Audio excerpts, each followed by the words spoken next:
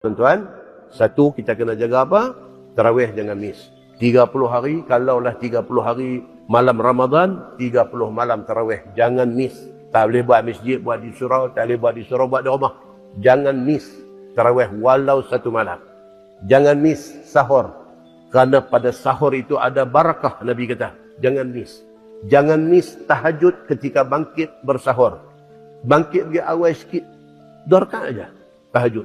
Allahu Akbar, tahajud 2 rakaat. Lepas itu turun pergi makan apa sikit, cukup tunggu subuh. Jangan miss benda-benda ni semua. Pasal apa? Kita kesuntukkan masa. Kita kesuntukkan masa dan kita tak tahu bila time kita. Muslimin dan muslimat yang dirahmati Allah sekalian. Jadi Ramadan masuk saja jaga. Di antaranya apa dia? Hadis riwayat daripada Ali bin Abi Talib radhiyallahu anhu. Sayyidina Ali kata Nabi SAW bersabda, Nabi kata dalam syurga dia ada bilik. Dia ada ghuraf. Dia ada bilik-bilik. Sesungguhnya bagi syurga itu ghurafan. Ada bilik-bilik. Tura zuhuruha min butuniha wa butunuha min zuhuriha. Bilik ini bilik see-through. Orang dalam boleh tengok luar, orang luar boleh tengok dalam. Lah hotel-hotel lah duk ambil dah konsep ni, konsep syurga ni. Kan? Yo ni arkitek-arkitek yang duk buat drawing hotel, depa pun duk baca agak benar ni. Kita lah ni dah jumpa dah, bukan kata bayang, jumpa dah. Bilik hotel daripada katil dengan pancung duk nampak. Tak karut kan tuan-tuan. Dia buat see-through. Tak boleh ha? Cerita dia kita masuk pergi, bini duk tengok daripada katil tu. Kata anda duk buat lagu ni. Tengok kau tu, tengok kau tu. See-through. Syurga tak apa lah, dia tak ada kencing berak, dia tak ada apa. Dia kira duk dalam tu lagu duk. Ini dunia tuan-tuan. Pergi kena apa ke sikit, dia nak kena pergi. Kawan ni lagu duk tengok lagu tu. Tak lalu kita. Tapi di syurga esok dia kata apa?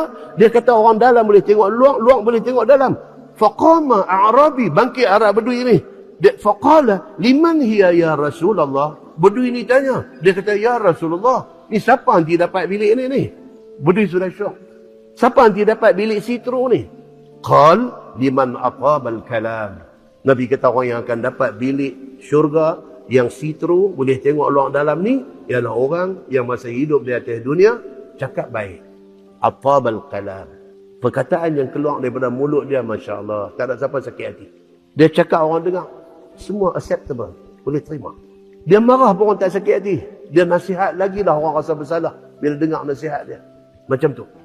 Wa at'amat ta'am. Orang yang di atas dunia dulu, dia suka belanja orang makan. Sama bulan puasa ni, belanja orang buka puasa, kita dapat pahala macam dia. Tak kurang walau 1 hun pun. Kita pun puasa, dia pun puasa. Kita dapat double pahala puasa. Pasal kita bagi dia buka puasa. Wa adama siyam. Orang yang puasa jaga sepanjang masa. Wa salla lillahi bil-lail wan nasun niyam. Dan orang yang dapat bilik itu adalah orang yang waktu malam orang tidur, dia duduk semayang.